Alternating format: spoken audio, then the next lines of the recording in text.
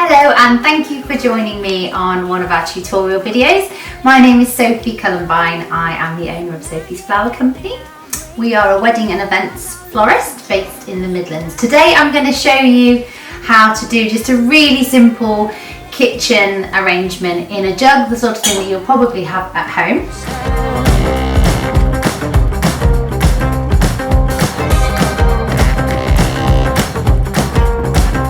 We're going to use a little technique using chicken wire.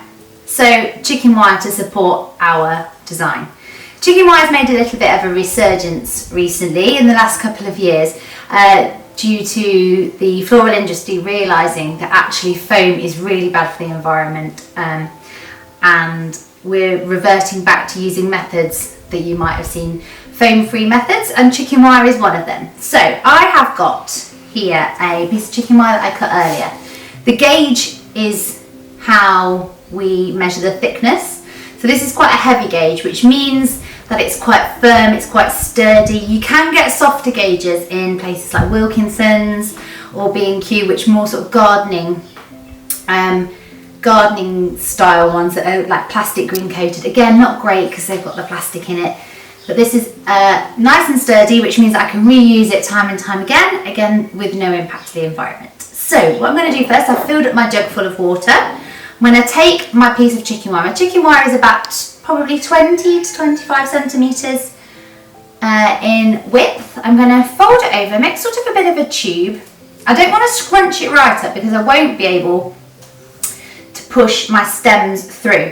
So this is going to create a framework inside my jug which will prevent all the stems from flailing out, so we'll get a little bit more structure. I'm going to tuck the ends in. Again, very loosely, leaving some of these little pointy bits out. Always be careful with chicken wire because it can be really sharp. I'm going to wedge it in there nice and firmly, and then where the side bits stick out like this, I'm just going to hook those over. You're not going to see them later on in the design, but what it does is it just anchors it in place.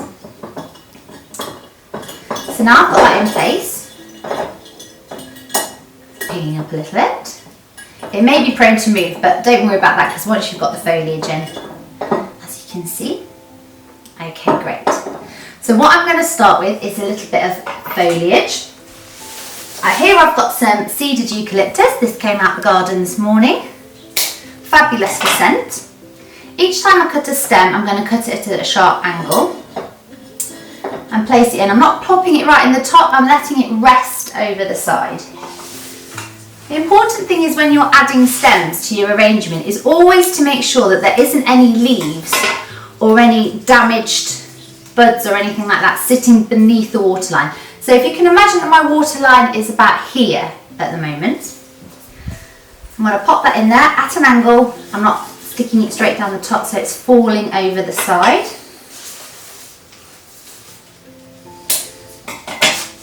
Right, I'm going to pop that down the middle. Poplars eucalyptus is really popular, a bit like the name, because of its soft shape, because it falls nicely, it's not too rigid, it's got a very natural feel to it. Adds a lot of movement to your arrangement.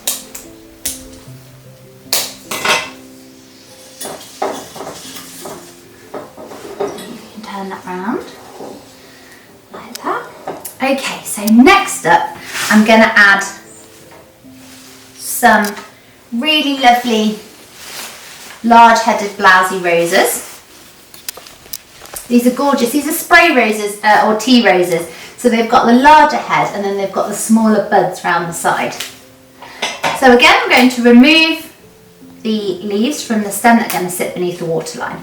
Here I'm going to hold it against the jug, see whereabouts I'd like it to sit. I'd like these all to sit quite low, a low level design, so that when it's on the table in front of me and I've got guests over, it's not encroaching on the guest's eye level.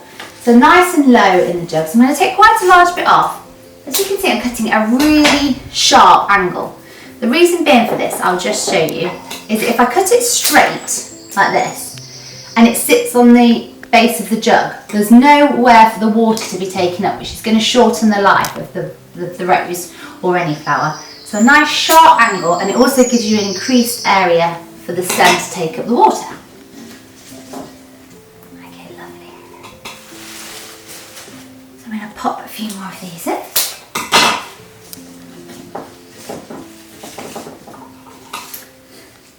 In forestry, they do advise working in threes. Now this isn't a rule that is necessarily set in stone. Threes are considered easier for visual balance, so that you're not creating too much of a square, so you're creating a more circular look to the arrangement. And I'll pop a couple next to one another like that to create more of a focal area, as you can see here. I've got 1, 2, 3, 4. Holding it up to check the size that I want to be cutting it. The great thing about using chicken wire, another benefit, is not only is it reusable, but if you were to be using, say, a small block of foam inside this jug, and you're pushing it into the foam you're taking out, you're creating holes and air pockets which aren't great for the stems.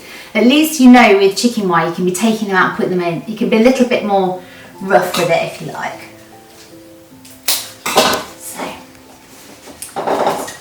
Around there. So you can see I've not gone for a perfectly symmetrical shape. I'm creating quite a dome shape, but again, not a perfect dome. After all, nature's not perfect, is it? Okay. So hopefully you can see that I'm bringing some of the heads out and pushing some in just slightly at this point. Okay, good. So we've got some of our roses in there. Next up, we're going to add the showgirls of the British early summer, which is peonies. It's currently July as we're filming this, so it's pretty much the end of the peony season. So we're saying a fond farewell to these guys until